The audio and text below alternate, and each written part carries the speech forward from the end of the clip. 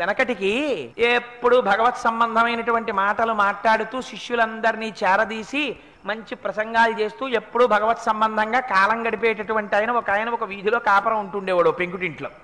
ఎదురుగుండా ఓ పెంకుటిల్లు ఉండేది. ఆ పెంకుటింట్లో ఒక వ్యభిచారిణి ఉండేది. ఆ వ్యభిచారిణి తన యొక్క వృత్తి రీత్యా విటులను ఆకర్షిస్తుండేది ఆవిడ. ఈయన ఇక్కడ భగవత్ సంబంధంగా శిష్యులతో కాలం గడుపుతూ ఉండేటటువంటి ఆయన అస్తమానం అటు చూస్తుండేవాడు. అదిగో మళ్ళీ ఎవరో వచ్చారు, వాడిని లోపలికి తీసుకుపోతోంది, అయిపోయింది వాడి పని ఇక్కడతోటి, వాడి మెడలో ఉన్నవి తీసేసుకుంటుంది, వాడి వేళ్లకు ఉన్నవి తీసేసుకుంటుంది, వాడి డబ్బు తీసేసుకుంటుంది, దిక్కుమాలింది, ఇలాగే అందరినీ నాశనం చేసేస్తోంది అని మనసులో అనుకుంటుండేవాడు.